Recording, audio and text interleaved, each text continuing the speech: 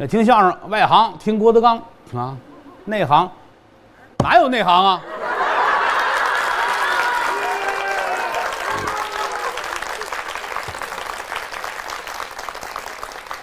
一说一乐，出去别跟别人说没有内行啊，回他们打你。该起哄不起哄，那救不了你们了啊！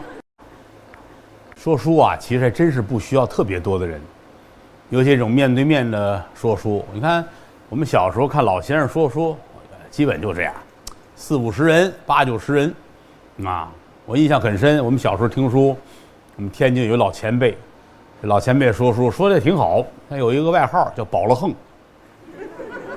什么叫保了横呢？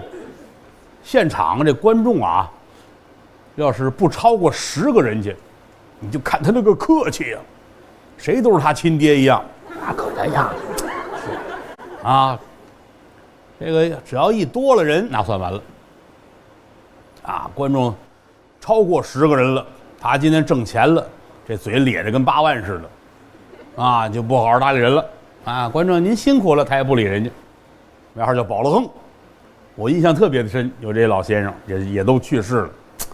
有时候可能也是我快上岁数了，我老爱怀念当年这些事儿，这些人挺好。那会儿就听书去，为什么要听书呢？我们小时候学说书的时候啊，就顶属说书这行难啊。我们得先伺候着先生，先生说书，我们在那跟着续个水啊，或者就坐边那么听着。说书没有人教你一句一句那么教，你去听，你像观众一样去听。3月下来，把这书听一遍，完事就直接问你会了吗？说不会，不会，别干这个了。你多余干这个，就愣告诉你，你多余干这个，就是他说你听，听完就得会。这就是为什么这个行从业人少的原因。对呀，对呀，说书过去太挣钱了，说书多挣钱呐！你慢说书，咱举一个简单的例子。那会儿我跟说相声的老头聊天，老前辈，因为他岁数也不是特别大，没有想象中那种老前辈，但是他赶上了就所谓的在地上演出，马路上说相声撂地，他赶上过，可他是小孩儿。我说你那会儿挣钱吗？他说我没有资格开整份儿，他是孩子，他学徒，他没有像正规演员一样，今天我挣多少钱，没有这个。那么他挣的钱呢，就是今儿啊，大伙儿都分完了，还甩点零头，给你吧。或者这有几张破的票，短个角，给你吧。他就挣这个钱。我说你挣这个钱是一个什么概念？他跟你这么说，在旁边那儿拉洋车的、蹬3轮车的那大个那壮汉，他一天挣的钱啊，家里边7、8口，他这一天的钱，全家7、8口人足吃足喝。我说你拿这零钱呢？他说我拿这一天的零钱就盯那拉洋车的干1个月的。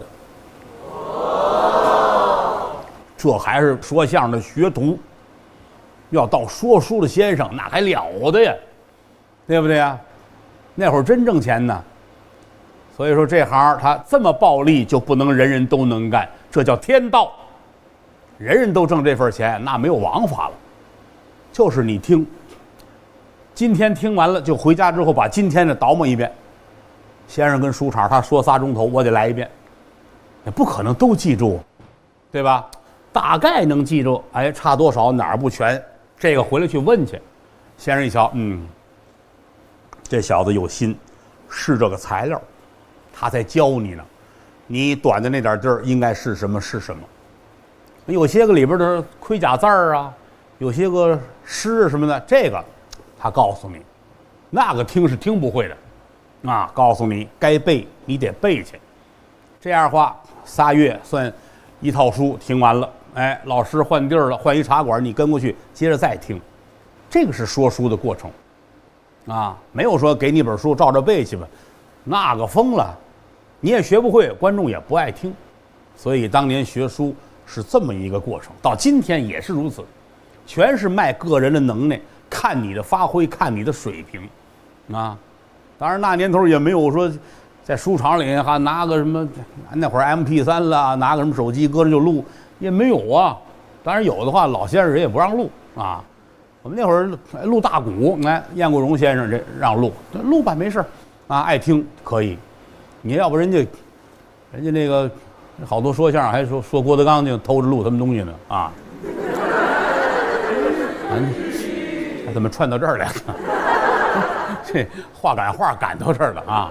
其实好多事儿，你看这么些年来哈，你自媒体也说相声也说郭德纲什么偷录人家天津相声艺术家的现场录音才有了今天哈。我也没搭过茬这个事儿，我也没反驳过，因为我觉得这个事儿就如同说我是英国女王似的，这个。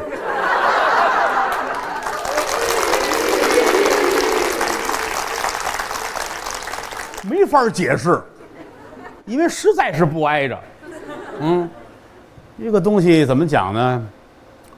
顶层的技能是不怕模仿的。你看杰克逊，全世界都模仿人家，也没看人家短块肉，也没瞧你们谁指着模仿杰克逊，你就发了家致了富了，买了房了买了地儿，你也没有啊。老在一个安全区域待着，其实是最不安全的一种行为。我这句话你们要记下来。你想这个道理吧啊！当然，水有源，树有根，人不能平白无故的污蔑你、造谣你、陷害你，啊，它是有原因的。叫这个是99年，应该是北京有个中和戏院，之前我们在那儿说书说相声。后来人家说，能不能请点天津的老前辈来？这事儿我是承办人，啊，我跟我们有一相声前辈范振钰先生，高峰他师傅，我们爷俩上天津去。这说来话就长，你们爱听这个吗？爱。串闲话这都是。这个说完了，自媒体明天夸，啊，发了财了，上天津去，请了一些个天津的老艺人，这其中有一位唱山东快书的老前辈叫金文生，他就是我评书门的师傅。那会儿我是刚认识他，他来我还纳闷，相声大会、相声专场来唱快书的，我说可能他们也是没人了。我把他们接来，跟中和戏院聊好了，每周演一场，一个人给100块钱。车钱啊，路费啊，算中和戏院的。哎，一个演员给100块钱，都挺高兴啊，都挺高兴的。啊，那就来吧。当时演员们答应剧场就是，不翻头。什么叫不翻头呢？就是我演一报菜名了，然后我们就不再演报菜名了。就是我们节目储备量很多，有的是，不会再演报菜名了。中和戏院那就演呗，反正1周1场，就这么演下去呗。哎。每天我是头一个，我开场，完事我在主持节目，啊，天天这么演，我还行，我那会儿也年轻也冲啊，观众也挺捧。演完之后，第2场、第3场，几乎就台下很安静，啊，拟2场我们叫这2场都拟了，然后再上场山东快书，金文生先生，好家伙，我大开眼界，我从来没想到一个山东快书能把现场豁楞成那个样儿，那个包袱啊！咔咔的山崩地裂，观众乐得都不行了。所以每场演出下来之后，金先生就说：“你看见了吗？啊，咱爷俩开2回场，我开1回场，他开1回场。你看2场3场泥呀，泥的都不行了，体现北京观众高素质，就这么看着你。”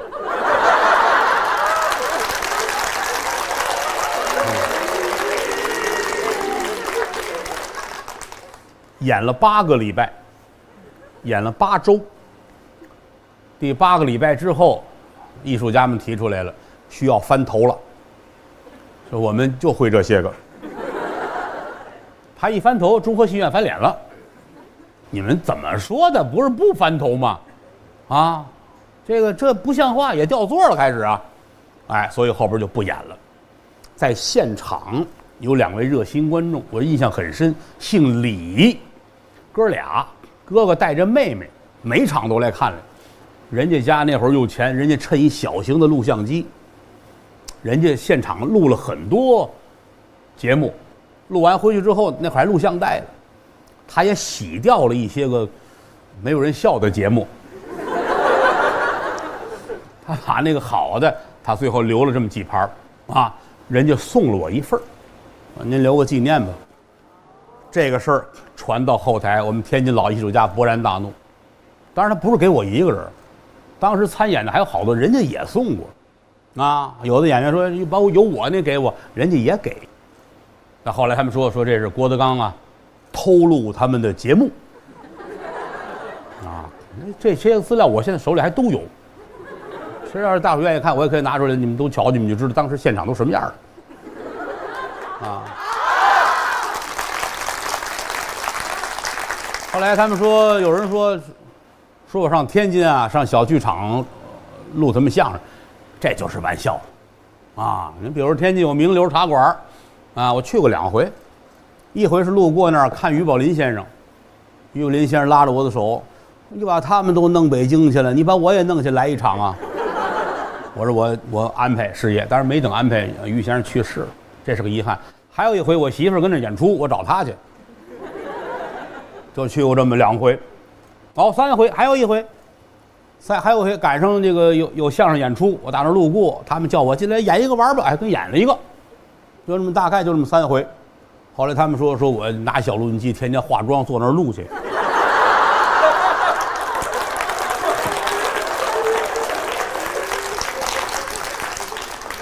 我真是觉得就是笑话，我没往心里去。但是后来我因为一件事情，我觉得可能我才想到，可能这个事情对我有点伤害。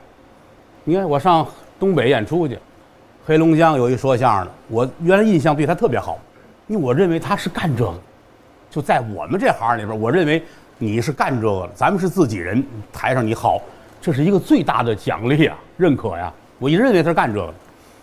到了黑龙江一块吃饭，酒席宴前，他跟那喝点酒，他说这么句话。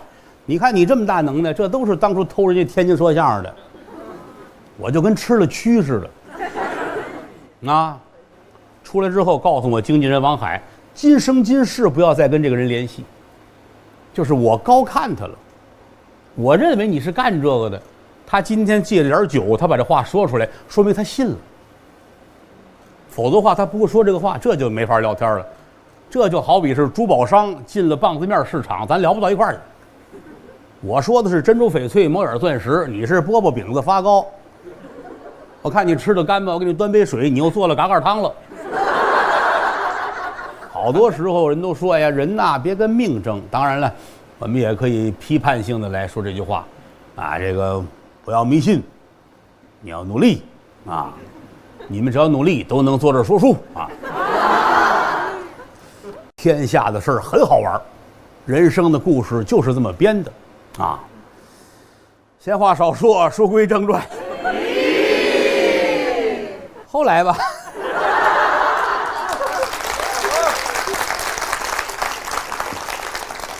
最难就干这个呀。你也会说话，你跑这听我说话来。你家也有三国，你非听我说三国。啊，你们都大学毕业，我连初2文凭都没有。那么晚了还坐着听我说，还乐得跟什么似的啊？还不好意思让我看见乐，还都戴个口罩。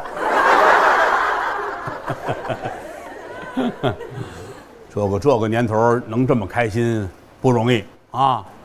不是听谁说书都这样，地球上只有一个郭德纲，请大家支持郭德纲。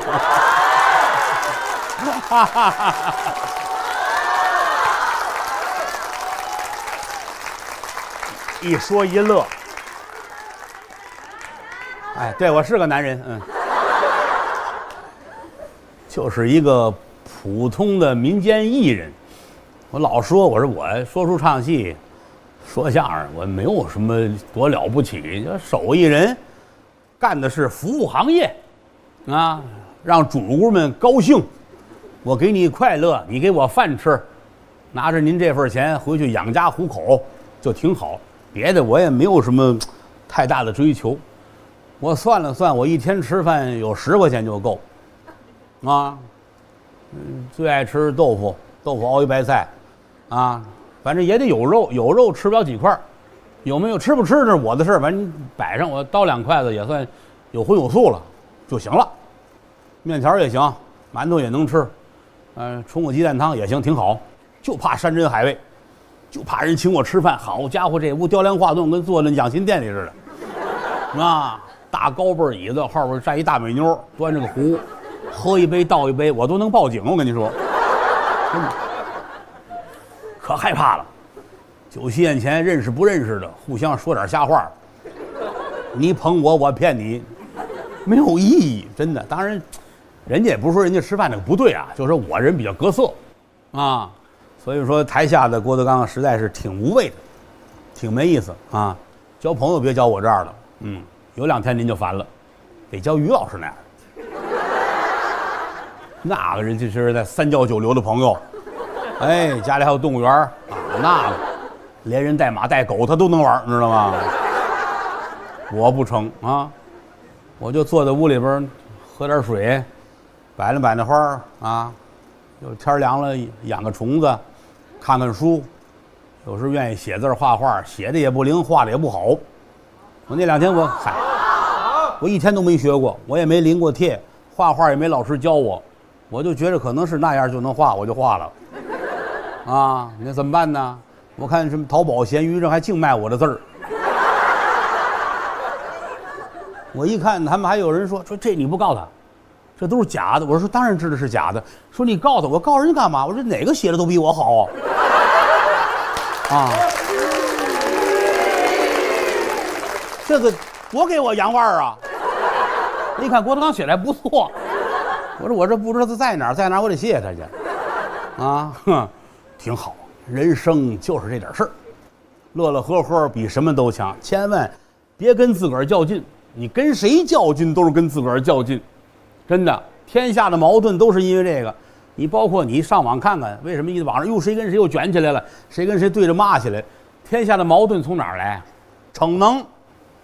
你看看网上这个评论电影的，评论歌星的，综艺节目评论唱戏的，评论说书说相声的，他好他不好，你想他为什么会说这个话？我有时候坐在家里边闲着没事，我也是拿手机看看，我就爱看人评论。看完评论之后呢，哎，我点开他主页，我看看他有没有他照片。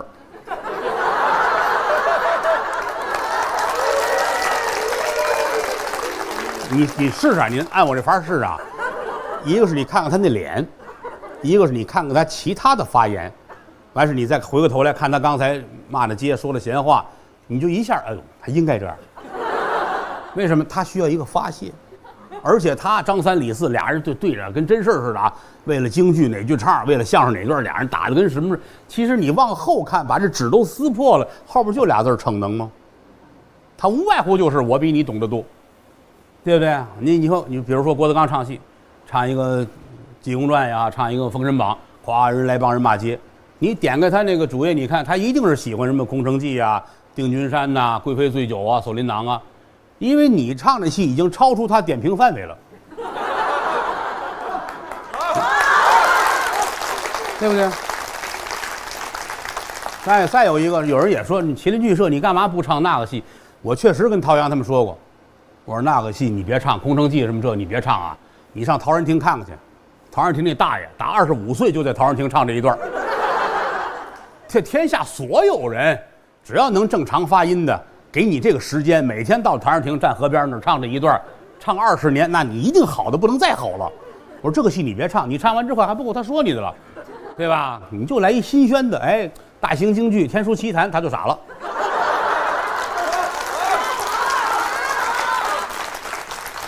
要不他们恨我就在这儿呢，想骂他下不去嘴。谢谢吧，要没您各位支持，我哪能坐在这儿这么开心呢？《三国演义》又开书了，之前呢录了几回了，也陆续的上线。我还特意看了看大伙儿的评论，夸我的我都看了。当然也有朋友有善意的要求，闲白说的太多了，都没怎么讲三国的故事，你们有点太强人所难了啊！您记住了吧？要讲故事，咱们这就不存在了。为什么呢？那故事人人都知道，咱们听的就是故事以外。为什么叫评书啊？评在哪儿呢？我们要评论。何况这么些年来，电影、电视剧，啊，什么这个连环画、小人书，这三国的故事，您哪位不知道？非坐这儿听我讲故事，那咱就玩笑。听的是故事以外，您要真听故事，咱这一年的节目咱做不下来啊。坐这儿开篇我就讲桃园三结义，这一集1个钟头，到不了1个钟头，咱们就降孙浩3分归一统了。你再给我2集，咱们辛亥革命了。所以说，不要说这里边没有故事，怎么都是三国以外，列位，这才是听书的精华啊！而且呢，只有三国这套书是可以这么做，别的书它是有套路的呀。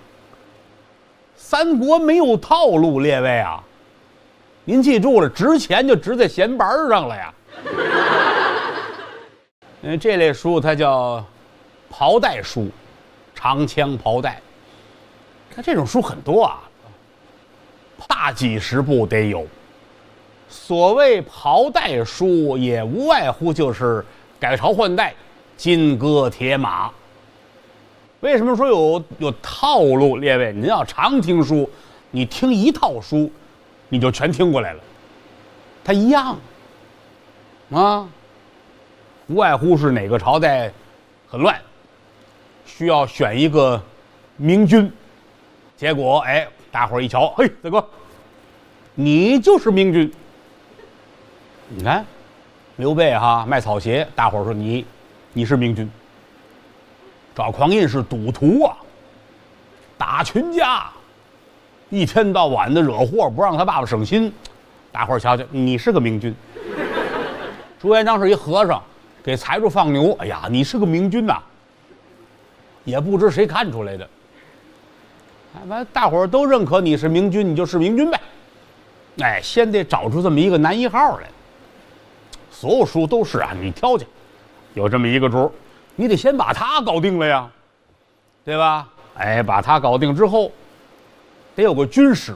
一般来说是从算卦这个行业里挑选，找一算卦的。早先是王半仙、李神仙，就类似这样的呗。还得是这算卦的看上刚才这明君，施主慢走，你是皇上。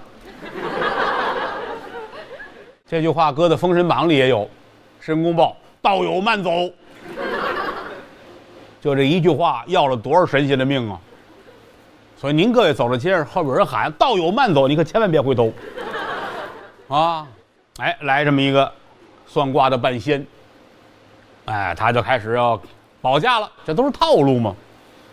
然后还得有一个兵马大元帅，这大元帅一般来说之前都是外行。秦琼、马快的班头啊，徐达、庄元主2位就突然间兵马大元帅了。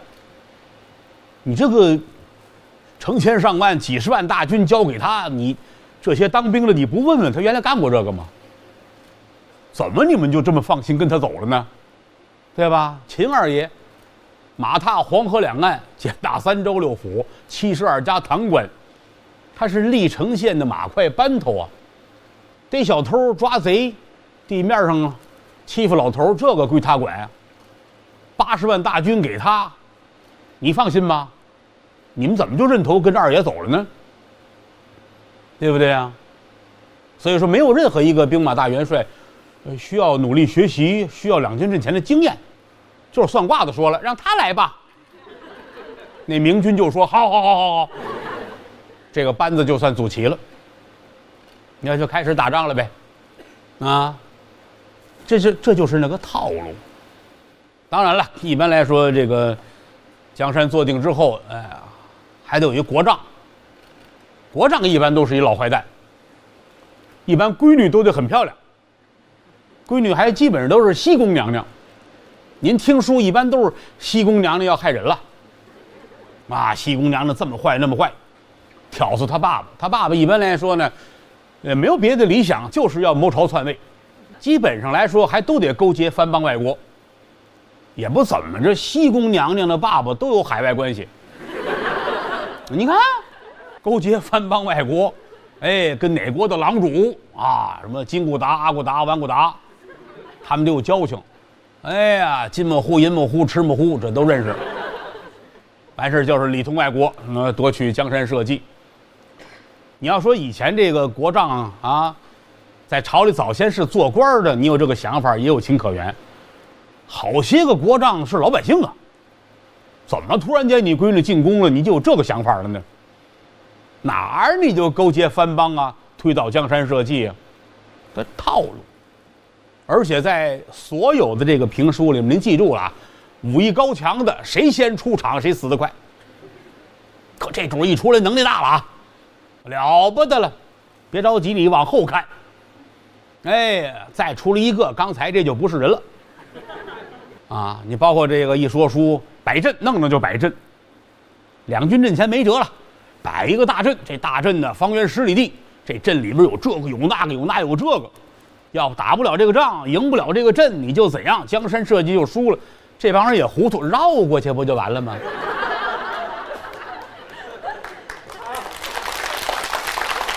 啊，我小的时候先学的说书，我7岁呀，先学评书。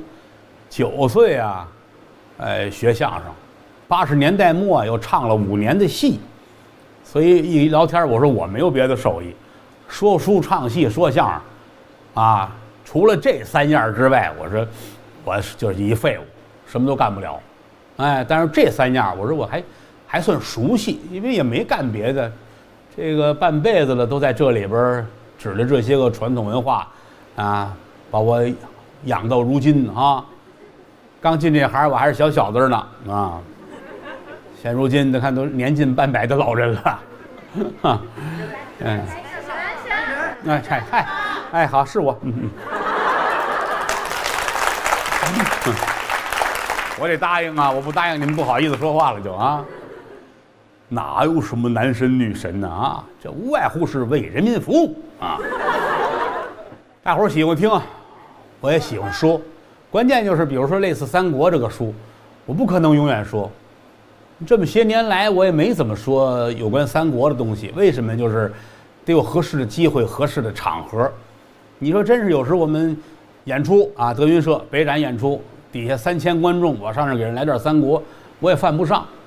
为什么呢？不管是说书、唱戏、说相声，其实我们是为外行服务的，要争取大多数观众的喜欢。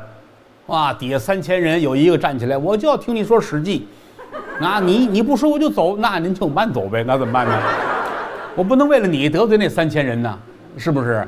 我们是服务行业，我们不能去要求观众怎样怎样，大多数人满意，我们啊就开心了，就知足了。所以说这东西难就难在这儿。就跟那天有朋友跟我聊天，说这个你看你也说相声，你也说书，你也唱戏，你看有观众给你提意见。啊，你对人观众提意见你怎么看？我说很好，我说你不是个好人啊，那挑事儿嘛是吧？我说你记住了，对我来说啊，郭德纲说段相声，郭德纲唱戏了，郭德纲说书了啊，不管我干什么，就这3样吧。我演完之后会有人提意见，有人站在那儿，哎，人家劈头盖脸的骂我一顿，我一定会问您是什么行业？说我跟你是同行，您坐下来，咱俩商量商量，你说我哪儿不对？你说对了，我改。灭高人有罪，咱不能说就我好，您好哪儿去，对不对？多大艺术家来了，咱们愣挑毛病有的是。你人物塑造有问题，你情绪不对，你那个谁不会说呀？是不是？所以那个不难啊。您说明白了，我改，我承认错。你要说的不对呢，我跟你讲，你看你这儿提的有失偏颇，这个应该是怎样？所以这是没问题的，这是跟内行之间。但如果您是观众，你说的全对，你看就这么简单，对吧？你是干这个的，你内行跟外行掰扯什么叫对错，那你就外行了。所以说观众说什么都是对的，人家是主顾，人家花钱捧你，人家没有不对的地方。所以说这就是我们的宗旨啊。观众是我们的衣食父母，没有您各位天大能耐，你说给谁听去？是不是？尤其说三国，多难得呀！现如今这年头啊，还能凑齐这么几十个没事干的人在这儿，得讲理呀，对不对啊？说书难在哪儿知道吗？难在就是过去说书也是怕这个，就怕底下站起了。您那句话不对，这应该怎样怎样，让人问住了。我们这行最丢人的事就是让人问住了，那别干了，对不对？所以说现在好就好在，你看编导还告诉你们别搭茬，就怕你们问我。当然你们也问不住我多是非是不是？